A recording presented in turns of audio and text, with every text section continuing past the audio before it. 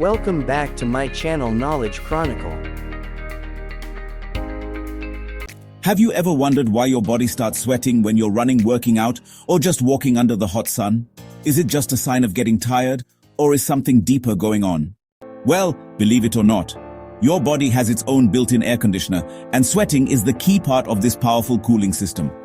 Welcome to Knowledge Chronicle, and today we're going to decode why we sweat, how it works, and what science says about this incredible process.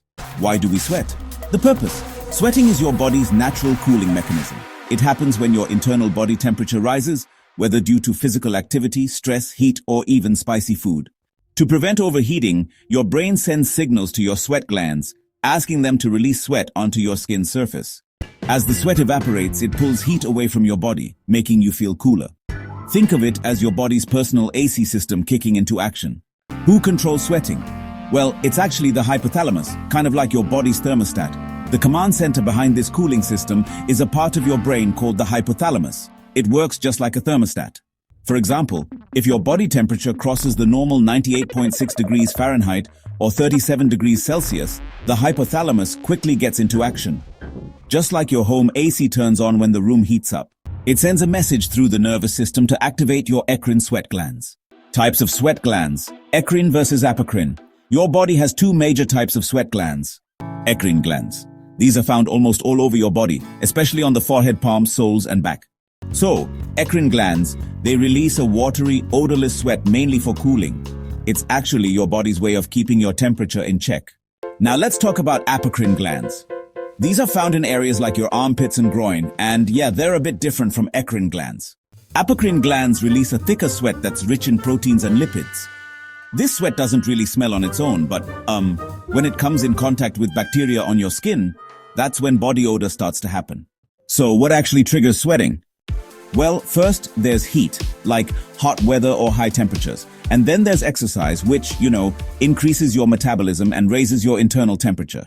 Stress or anxiety can also do it. Emotional stress activates your apocrine glands. Eating spicy food?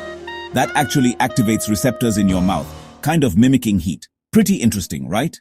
When you have a fever or you're feeling ill, your body actually tries to cool itself down. For example, when you run, your muscles generate a lot of heat. And to keep your body from overheating, sweat production increases automatically. So how does sweat cool us down? Well, let's talk about the science behind it. The key process here is evaporation.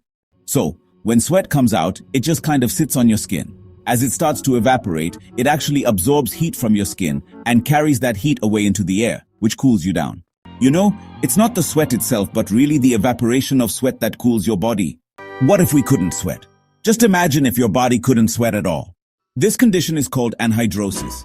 People with this disorder are at high risk of heat stroke, organ damage, and even death, especially in hot environments. So, the next time you complain about sweating, just remember it's actually saving your life. How much do we sweat? On an average hot day or during exercise, a person can actually lose 1 to 3 liters of sweat per hour. That's why hydration is super important. Sweat contains not just water, but also electrolytes like sodium, potassium, and chloride, which your body needs. Is sweat dirty or healthy? Many people believe sweat is dirty, but that's a myth. Sweat is actually 99% water. So the smell actually comes only when sweat interacts with bacteria on your skin. Plus, sweating helps in a bunch of ways. It detoxifies the skin, improves circulation, supports immune functions, and helps maintain your body temperature. In fact, regular sweating during workouts can be a sign of a healthy metabolism. Women versus men sweat differently. Yeah, it's true. On average, men sweat more than women because of higher muscle mass and testosterone levels. But women are often more efficient at thermoregulation, meaning they can stay cool with less sweat. The body's built-in AC, so the next time you're drenched in sweat, whether you're running, lifting weights, or even nervously giving a presentation, just remember, it's not a flaw. It's actually your body's smart cooling system, working silently to protect you. Your sweat is, liquid proof that your body is alive, aware, and fighting for balance. If you found this explanation fascinating, don't forget, your one like, share, and subscribe will help us create more valuable content. Thanks for watching Knowledge Chronicle, where learning never stops.